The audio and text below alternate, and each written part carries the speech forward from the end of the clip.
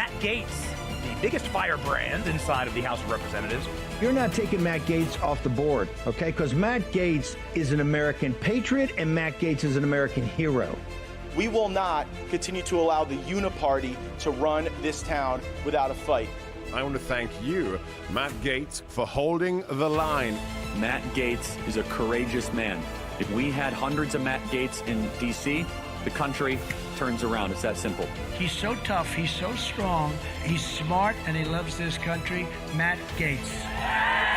It is the honor of my life to fight alongside each and every one of you. We will save America. It's choose your fighter time. Send in the Firebrand.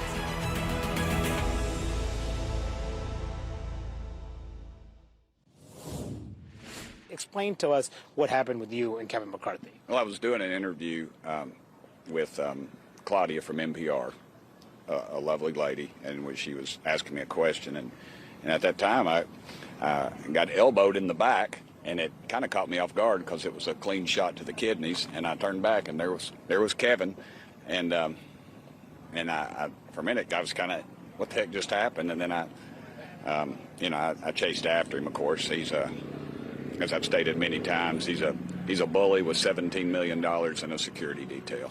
You know, he's the type of guy that, when you're a kid, would throw a rock over the fence and run home and hide behind his mama's skirt. And he just, you know, he from behind, that kind of stuff. That's not the way we handle things in East Tennessee. If we have a problem with somebody, I'm going to look them in the eye and talk to them. Okay, so he walked down the hallway, hit you in with his elbow. Yeah, you can go on Claudia's Twitter account. It pretty much, or X account. It's very accurate. But, okay, so then just explain. So you chased him? What do you mean you chased him? I just ran after him. I was like, what the heck? Why'd you do that? Because it was, like I said, if you've ever been hit in the kidneys, it's a little different. You don't have to hit very hard to cause a little bit of pain, a lot of pain. And so he just, of course, as he always does, he just denies it or blame somebody else or something, and it was just a little heated, but I just backed off because I saw no reason. I wasn't gaining anything from it. And then everybody saw it, so it didn't really matter. But he responded to you? Yeah, he just acted like, what are you talking about? Who are you to, that kind of thing. And it's just, I think that's symptomatic of the problems that he's had in his short tenure as Speaker. And were you face to face when you had this interaction? Yeah, but there's security detail, and I get it. They were doing their job, so it wasn't exactly like he wouldn't turn around and face me. He kept scurrying and trying to keep people between me and him. And then so where did he? I just let it go at that point. It wasn't. Were you yelling? He was. Yeah, I raised my voice to him. I thought it was appropriate. You just don't expect a guy who was at one time 3 steps away from the White House to hit you with a sucker punch in the hallway. And did he raise his voice back to you? Yeah, just that high-pitched kind of thing, I believe, and that was about it. And did he walk into his office? How did this end? No, he just kept on walking down the hall. I don't know where his office is now. And he had his detail and his posse, so to speak, was with him. So did his detail try to stop you? Do what? Did his detail try to stop you? The detail kind of got. One guy got between us there towards the end, but I wasn't looking to knock him out or anything. I just wanted to let him know I know it was him. Were you injured? I don't know, injured, man. Did it hurt? Yeah. As a matter of fact, it still hurts because it was a shot to the kidneys, and it still hurts. Oddly enough, it's not anything probably not going to do an ethics complaint on him. He's not worth it. He's going to be gone here either after Christmas or next year. And like I said, he's got the $17 million, and he's going to keep, he's already messing in everybody's races, and we all know that. Are you accusing him of assault? Am I accusing him of assault? I don't know. Ask a lawyer. It's over as far as I'm concerned. Mm-hmm. He said to our colleague Melanie Zanona that this was a tight hallway. He denies this interaction. He says a tight hallway, and I bumped into him. He says that this was not an intentional thing. There's 435 congressmen. I was one of 8 that voted against him. That hallway was, there's plenty of room. You can walk four side by side. He chose to do what he did. And, it'll end right here. I'm sure it'll just be a little asterisk on his storied career. All right, we are live. Welcome to Firebrand. This is Matt Gaetz. We are broadcasting out of room 2021 of the Rayburn House Office building here in the Capitol Complex in Washington, D.C. That was Congressman Tim Burchett talking to CNN's Manu Raju about an altercation he had with Kevin McCarthy. We're going to get into it. This has been a wild day on Capitol Hill. We're going to walk you through some of the strangest reports we have ever had about member behavior and goings-on in committees. I don't know if there's a full moon or if Mercury is in retrograde. Joel, isn't that what you said? Gets everybody acting crazy? But something is up, and we're going to go over that in addition to some of the key findings of the Homeland Security Committee's report on the costs of illegal immigration. We've got testimony from USAID about how your money is being spent in Ukraine. Big things also exploding in the House Oversight Committee today. But when the former speaker is pushing people in the back that they don't like, it's definitely top of mind with a lot of folks. Karen on Facebook says that I'm just stirring the pot and I need to do my job. Well, we're going to be getting to all of it, Karen. But first, you heard Burchett there go over this altercation. And the key fact that doesn't make this a he said, she said, is that an NPR reporter, Claudia Grisales, actually was interviewing Burchett during the whole deal. She put up a tweet thread detailing her firsthand evidentiary account of this altercation between McCarthy and Burchett. So I'm now reading from the report from Claudia Grisales of NPR. I have never seen this on Capitol Hill. While talking to Tim Burchett after the GOP conference meeting, former Speaker McCarthy walked by with his detail, and McCarthy shoved Burchett. Burchett lunged toward me. I thought it was a joke. It was not, and a chase ensued. Burchett's back was to McCarthy, and his detail was walking by in the hallway. Then the lunge. Burchett responded jokingly as McCarthy kept walking. Sorry, Kevin. Didn't mean to elbow. Then seriously yelled, why'd you elbow me in the back, Kevin? Hey, Kevin, you got any guts? Burchett then looked back at me and said, jerk, referring to McCarthy. I asked if he had done this before. Burchett said no.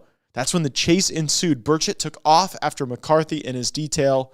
I chased behind with my mic.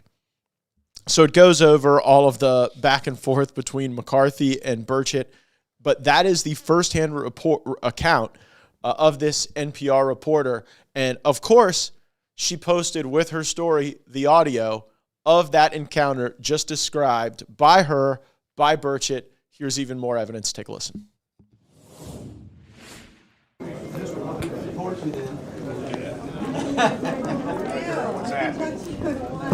Wanted to check in on the conference, how it went. It sounds like it went back and forth. Yeah, I think it went all right. Yeah. Sorry, Kevin. Didn't mean to elbow. Why'd you elbow me in the back, Kevin? I know, I felt so bad. Hey, Kevin, you got any guts? Jerk. Has he done that before? No. Huh. That's a I'm new not going to move. talk to him.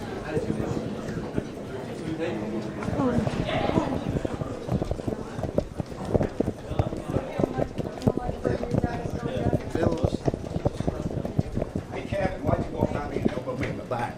You got no guts. You did so. They sat there and the reporter said it right there. What kind of chicken move is that? You're pathetic, man. You are so pathetic.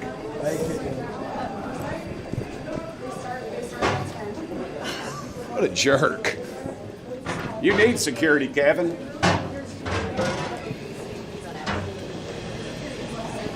Anyway.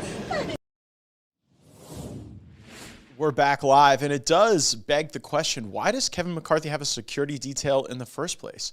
Like, he's not the speaker anymore. Mark on Facebook wants Kevin McCarthy charged with assault. Deborah on YouTube says, hopefully, McCarthy has to face an ethics complaint as a result of this. And Deborah, we're way ahead of you. We have submitted to the House Ethics Committee the information regarding these reports, this evidence, these firsthand accounts. And McCarthy has sought to weaponize the Ethics Committee. He sought to signal to them that the thing that they ought to do to try to cover for his failings as Speaker was to attack me. You heard in a lot of the Manu Raju Kevin McCarthy therapy session, him reference that I'm just an ethically challenged person. First of all, it seems as though the therapy session that McCarthy had with Manu Raju didn't take and didn't work. There's other video you're going to see today where Kevin McCarthy is responding directly to these accounts from this reporter and from Burchett. And when someone's lying, their register goes up in their voice. And he is squealing like a stuck pig when answering these questions. Kevin McCarthy is a frequent liar, but that does not mean that he's a good liar. He's actually a bad liar. You could tell when he's lying, and it's just absolutely laid bare before everyone to see. And I think the Ethics Committee should take a look at that conduct, because we shouldn't be in a body where we don't use our words, right?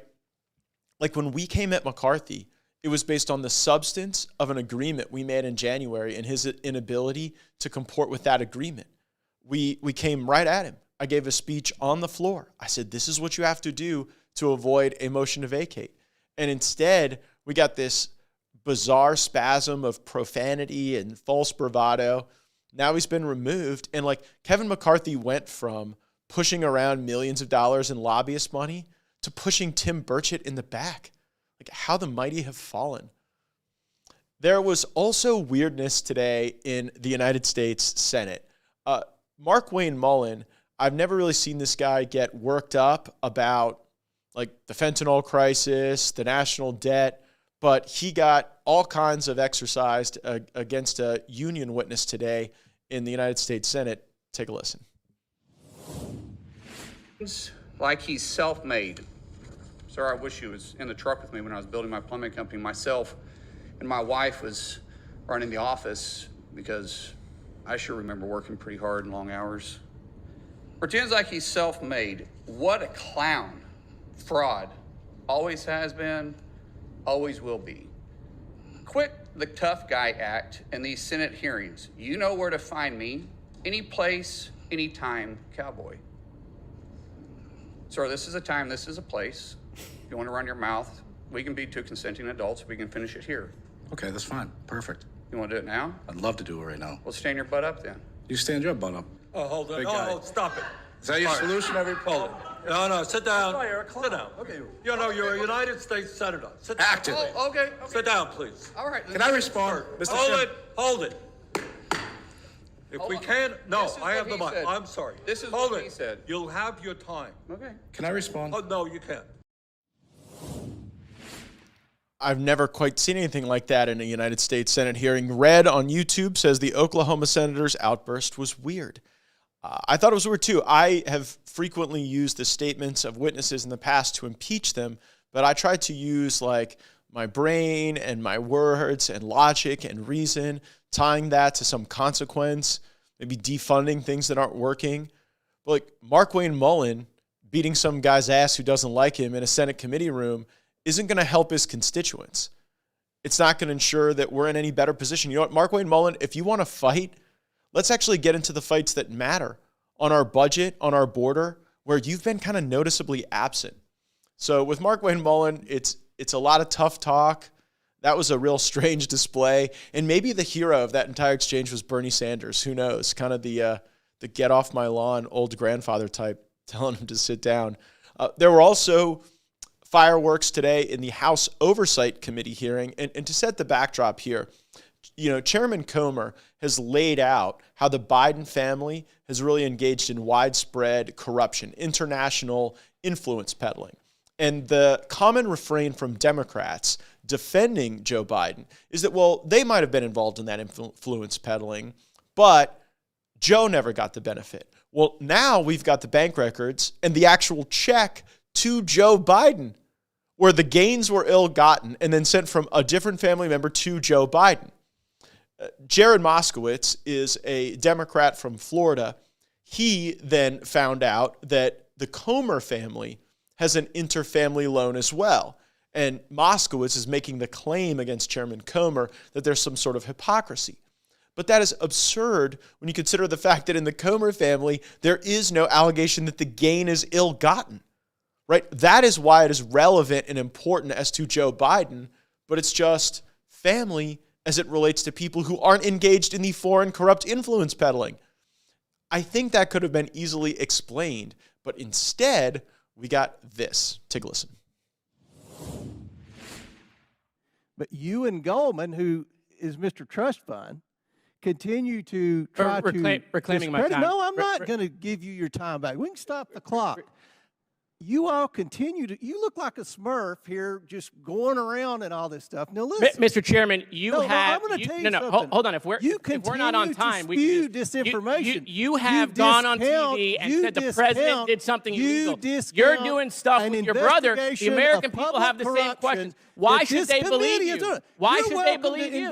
Why should they believe you? There's a different rule for the president. There's a different rule for you. Why should they believe what you're saying, Mr. Chairman? Why? You go on Fox News and say loans and deals are a way to evade taxes. We don't know that's what you're doing or not. We don't know.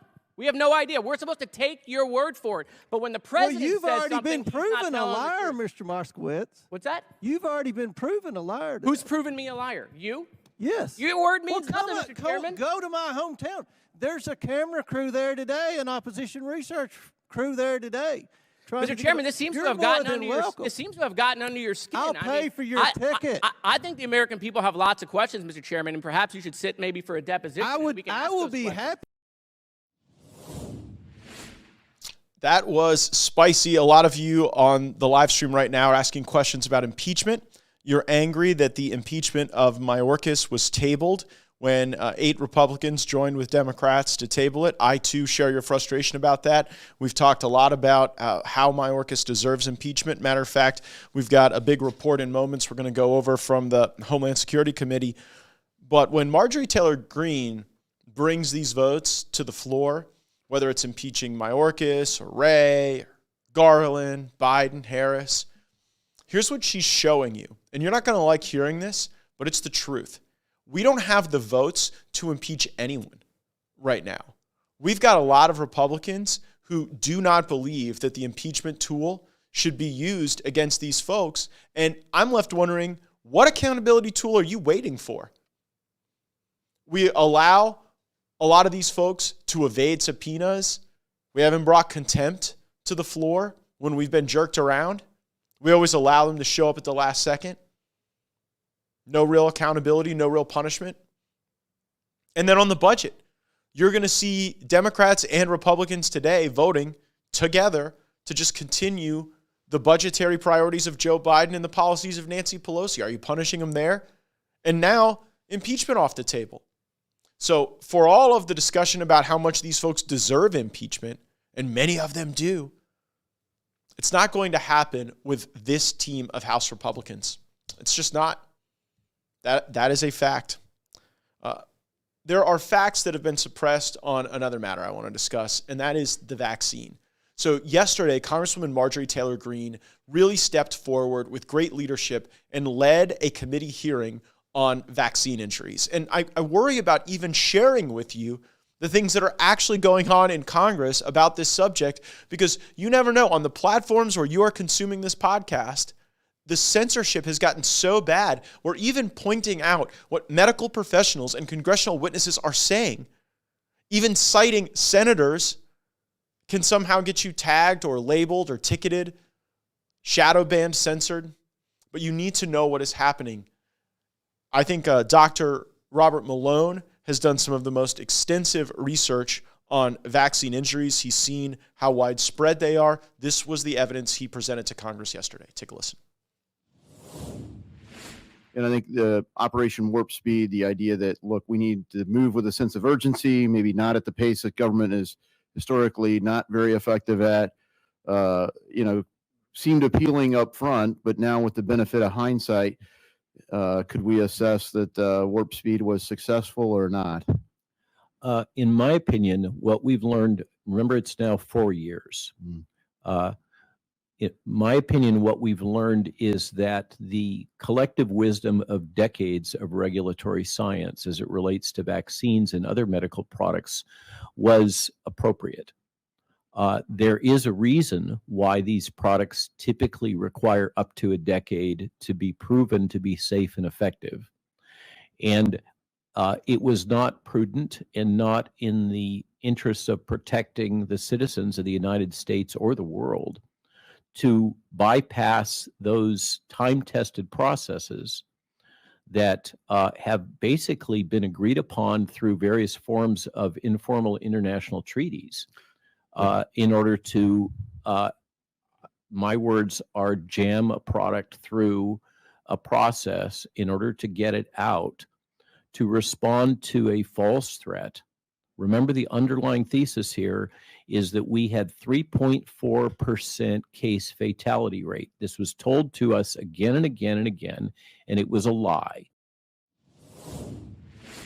So let's stay on that question of the fatality rate and how many of our fellow Americans were the victims of a process that Dr. Mullin just described there as jammed through.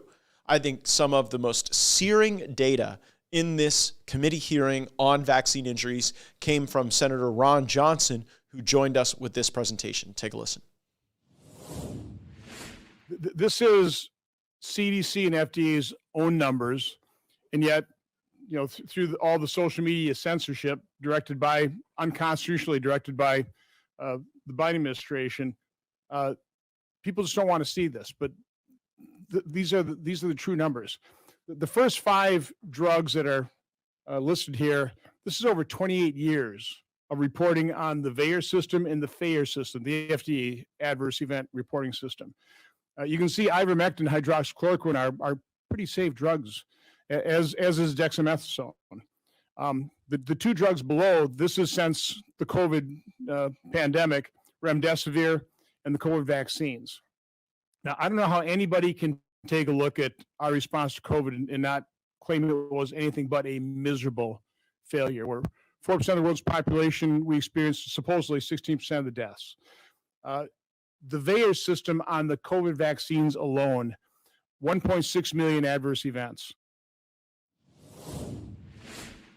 Now, we also had practicing physicians there, and one area that Congresswoman Green focused in on was obstetrics. When doctors are dealing with pregnant women, the creation of life, certainly injections, vaccines, particularly with this type of therapy, should draw the strictest of scrutiny. And we had an OBGYN, Dr. Biss, before us with very concerning results that she analyzed from her practice and beyond. Take a listen to Dr. Biss. My average miscarriage rate in 2020 month to month was 4%. That was normal. I had done a video where I wrongly said that my miscarriage rate had increased by 50% because I was put on the spot and I didn't have my data in front of me. I was wrong. My miscarriage rate from year to year went up 100%. In 2021, the average miscarriage rate month to month was 7 to 8%. We peaked in November of that year for some reason. That's actually when a non-clinical staff member came up to me and said, Dr. Biss, do you realize we've had 8 miscarriages this month, which in a practice that delivers 20 to 25 patients, that's a huge number. In 2022, the average month-to-month rate was 15%. Now, that was up till November. I will tell you, in December, I've never seen this before. We had 41 newly registered patients. 13 of them lost their babies, so that's 25% right there. And then in January and February of 2023, it still remained high. Didn't normalize until June of this year, then went up a little bit and came down in September. So we're still seeing effects. You asked how many patients had the vaccine and then lost their babies. That's hard to determine. I mean, I can tell you 60% of my patients got vaccinated, but the problem is if they're brand new to the practice, I haven't seen them yet because I'm the only person in my practice that asks every patient, have you gotten a vaccine? How many? Which brand? When? Have you had COVID? How many times? Because whether we like it or not, that's part of your medical history now. I'm the only one that asks those questions.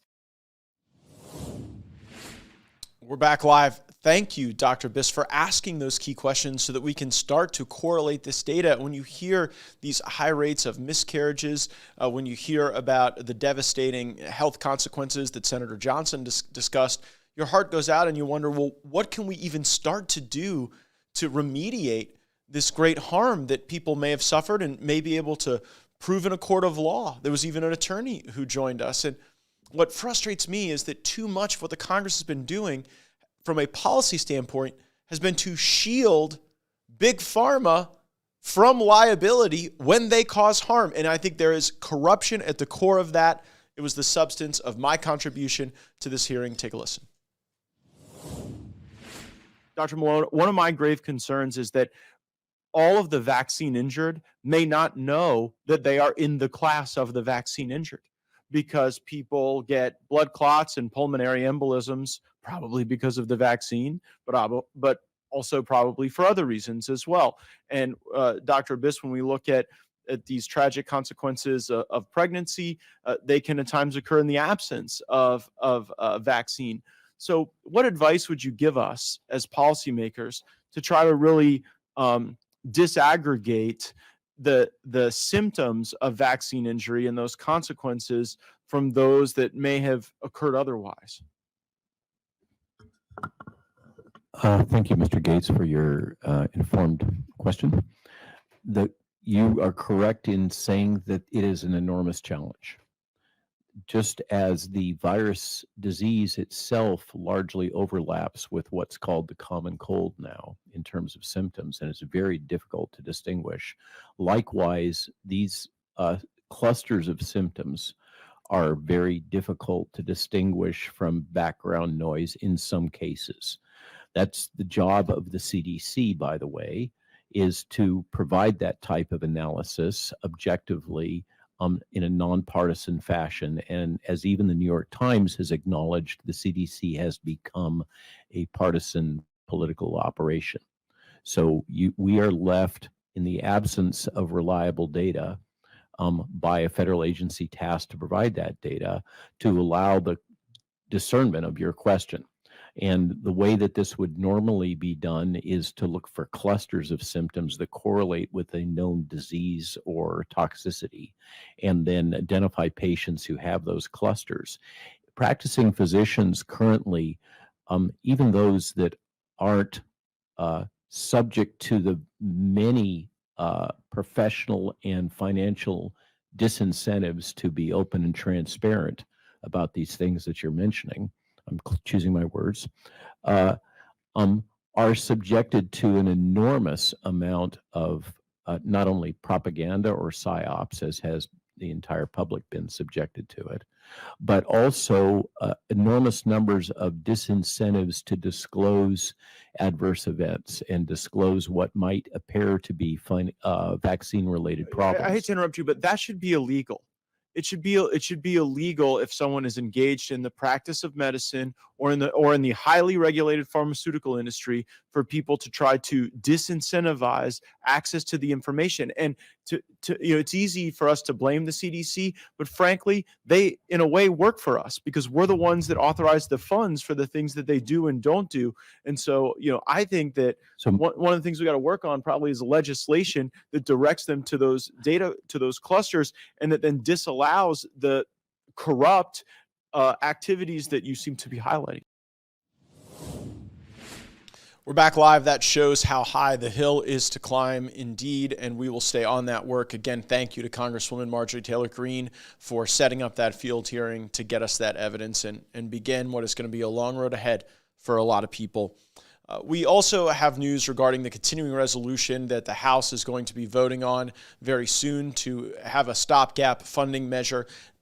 Yesterday's episode went into the detail of what that includes and doesn't include, and really detailed out my critique of that continuing resolution. And on the heels of it, we have a statement that we want to share with you, released today from the House Freedom Caucus, titled, "No More Rolling Over Today to Fight Tomorrow." Today, the House Freedom Caucus released the following official position. The House Freedom Caucus opposes the proposed clean continuing resolution as it contains no spending reductions, no border security, and not a single meaningful win for the American people. Republicans must stop negotiating against ourselves over fears of what the Senate may do with the promise to roll over today and we'll fight tomorrow. While we remain committed to working with Speaker Johnson, we need bold change. That from the House Freedom Caucus today. I am in full agreement with that statement. I endorse it completely, even though I'm not a member of the House Freedom Caucus. I often align on these big fights about the budget, and I'm glad the House Freedom Caucus is in the fight. We need more House Republicans in that battle. I had a good conversation today with Budget Chairman Jody Arrington, and he really wants to move a balanced budget to the floor that not only addresses some of the discretionary spending, but a lot of the entitlement spending. And we have to have honest discussions about where we are going from a fiscal standpoint, because if we don't, then you live in a time where you earn what you earn. You have earned what you earn. You have what you have.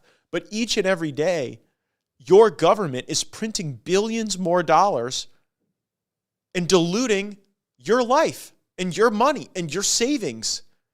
And the government does that without even the hint of itemized review on the programs that are sucking up so much of this money. So we've got to get on that. One of the things that really is reflective of the waste of federal spending, USAID. USAID is an entity that takes your money and functions as a global venture capital fund overlaid with a hell of a lot of wokeness. And now you've got testimony from a top Biden official at USAID saying that we need to print more money and dilute your dollar so that we save the Ukrainians from inflation. Take a listen. At this time, there is no funding left for direct budget support. Without further appropriations, the government of Ukraine would need to use emergency measures such as printing money or not paying critical salaries, which could lead to hyperinflation and severely damage the war effort. USAID has also exhausted all of its supplemental humanitarian assistance funds. Additional funding is critical in the face of what remains an enormous need. If Congress does not approve supplemental funding, our partner organizations in Ukraine would have to either reduce the number of people getting this humanitarian assistance by up to 75% or suspend our humanitarian programs entirely. This was such an insane statement. I had to go and read the testimony of this USAID official. They want you to print more money and suffer more inflation so that the Ukrainians don't have to print more money and suffer more inflation. And we're borrowing money that we don't print from China. Remember the neoconservative geopolitics group SmartThink around the theory that we've got to get bogged down in Ukraine so that we look rough and tough to China? I subscribe to the theory that us being bogged down in Ukraine makes us look weaker to China and makes us look distracted. And when we're harming our own economy through inflation or harming our own national security by going deeper in debt to China to fund the Ukraine apparatus, it is so insulting to have the American taxpayer confronted with testimony like this. We've also recently been confronted with a key report from the House Committee on Homeland Security. It's a bombshell that breaks down how the American taxpayer is on the hook for up to $451 billion needed to care for illegal immigrants now making their home inside of our borders because of Joe Biden's broken border policy. The report's infuriating. Line after line of wasteful spending, $1 billion here, $1 billion there, all to babysit illegals who never should have been let into our country. The report was compiled from federal and state records, media reports, and other information. It sheds light on the taxpayer burden. 16.8 to 29 million illegal immigrants currently residing inside the United States, creating that burden. And the costs come from healthcare, housing, education, other welfare programs across numerous jurisdictions. All of these millions of illegal aliens that now live amongst you are living higher and higher on the hog. 600,000 have entered during fiscal year 2023 alone. That does not include the 900,000 who entered legally and applied for asylum. I guess that we call that legally with quotes, because they came here to abuse our asylum system, and they're just set free in the interior. The system is rigged. It exists to facilitate invasion, and that is exactly what we are now enduring. So the Biden administration and Secretary Mayorkas sit on open borders, and then we get stuck with the costs. The federal government, state governments, local governments, no one's getting off here without paying part of the tab. In New York City alone, Democrat Mayor Eric Adams has stated that the cost of illegal aliens could hit $12 billion in the next 3 years. And that's just with the current flow. There's no sign that it's slowing, could be getting worse. And they're giving services to these illegals for everything under the sun, including laundry services for illegals. If you're a New York City taxpayer, you keep working, you keep paying your taxes so that the illegal aliens can get their laundry paid for. Of course, hospital and emergency room visits rank among the highest costs that these illegal aliens generate. I learned that firsthand when I was in Yuma, Arizona. We heard that oftentimes these illegal aliens require 3 times the amount of resources to discharge them safely. Every bed they take is a bed that an American can't, and we're having to drive farther and further to get our health care while a lot of these places are jammed up, overcrowded, and overrun. And then not only do you not get the service, you get the higher costs. Imagine what a grift that is. So they open up the border, bring these people in, you bear these high costs, and then you don't even get access to the services that you're paying for at rates of multiples. The report shows that the cost of education for around 3.8 million illegal immigrants that aren't proficient in English totaled over $59 billion.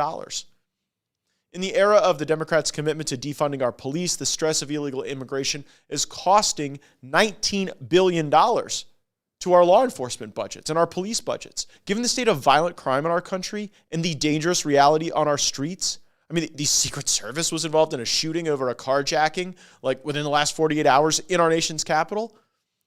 I wouldn't say that our police have the time and money and resources to spare for this kind of crap. Biden and the Democrats, and even some weak Republicans, they wake up every morning, they see the dangerous reality in our city streets, and they choose not to put a stop to it. Instead, they choose to enable this illegal immigration, and it stresses our police departments, and it terrorizes our citizens. As I said earlier, this report is very frustrating. Every American should read it and be similarly concerned. We have got to put a stop to it. We have to close the loopholes and allow the Department of Homeland Security to do its job, activate ICE, and do the deportations that are necessary. This is an invasion. There is no greater civilization-altering issue facing our country than this. We cannot afford another year of open borders and illegal occupation of America subsidized by the American people. We have to take a stand against it, and certainly this report gives us every basis from an evidentiary and data standpoint to do so. It is a necessity. We also want to cover a story from the state of New York where state government is engaging in activity that is not a necessity and indeed quite dangerous. Listen to New York Governor Kathy Hochul talk about the new surveillance state they're creating in the Granite State. I'm sorry, in the Empire State. Take a listen. Also, we're very focused on the data we're collecting from surveillance efforts, what's being said on social media platforms. And we have launched an effort to be able to counter some of the negativity and reach out to people when we see hate speech being spoken about on online platforms. Our media analysis, our social media analysis unit has ramped up its monitoring of sites to catch incitement to violence, direct threats to others. And all of this is in response to our desire, our strong commitment to ensure that not only do New Yorkers be safe, but they also feel safe. Okay, so there is a troubling continuum here. First, our national security apparatus, CIA, NSA, they developed all of these surveillance tools and they sought all of these authorities to be able to gather signals intelligence, process it, analyze it, categorize conduct in various ways. And they told us that they needed these capabilities, technologies, and authorities to direct that activity overseas to some terrorist in some Central Asian cave that might be planning an attack on the United States. And so Congress came together, passes the Patriot Act. They go off and do that. But then they bring a lot of those capabilities home. And we woke up one day and a larger and larger portion of our federal government was trying to convince us that the MAGA grandmother next door was a terrorist, or the parent at the school board meeting, or the traditional Catholic in worship. And so then you saw, the federal government, whether it was in response to January 6th, really abuse those authorities and reorient those anti-terrorism teams in a concerning way. What you just heard from New York Governor Kathy Hochul is the really troubling next iteration of that, where left-wing states are going to try to hire those folks out of NSA or CIA or FBI and get them involved in state-level surveillance and analysis of people's speech and their political views and their associations. We have to fight against this, and it's not enough to just fight against it at the federal level. We need people in state government standing up against what you just heard from Kathy Hochul, standing up for the privacy rights of our citizens. Now, there are some times when those privacy rights of our citizens end up being twisted and turned and cavorted in ways we never would have imagined, and in ways that actually are harmful to the most fundamental institution in American life, and that is the family. I've introduced legislation called the Parents' Right to Know Act, because under a federal law that had been misinterpreted called the Family Educational Rights and Privacy Act, we were getting more and more school districts telling parents that the parents didn't have a right to know about the counseling services being accessed by students. I'm sorry, if you send your kid off to public school, you have a right to know what is going on there. You have a right to know what their grades are, what classes they're taking, what their behavior looks like, what extracurriculars they're involved in, what field trips they go on. And so sure as hell you have a right to know if some school counselor is engaging in a particular type of effort. This came to my attention through a story I heard from a young student who attended one of my recent events in Northwest Florida. She was in about the 6th grade. She came to me and said, look, I'm not a girly girl. I don't have the long hair. I don't dress the same as the other girls, but I'm tired of every counselor at school and every teacher trying to corner me and tell me I'm gay. Like, I'm in the 6th grade. I'm not gay. I'm just focused on being a student. And there is a coercive effect to what we have seen, what I have heard directly from my constituents from elements of public education, and that should not happen. And you know what? The best defense with some counselor or teacher trying to say weird things or do things with your kids is to know what they're saying and doing. And so my legislation would clarify that the Family Educational Rights and Privacy Act does not in any way impair the right of a parent to know the counseling that their student is getting. And particularly in times like this, where more and more people that are in public education and in counseling are veering bizarrely left, I think that this type of clarification to federal law so it is not overused and weaponized against parents is absolutely necessary. Thanks to everyone for joining us today. You can always help share our content by sending it out to your contact lists, to your friends, to folks on social media. Of course, make sure that you are subscribed, that you give us a 5-star rating on any listening platform, and leave any feedback you have in the comments. Our team loves to go through that, gives us ideas for other elements of Congress to bring forward and give you an honest, clear, and fair report on. Thanks again for joining. Roll the credits.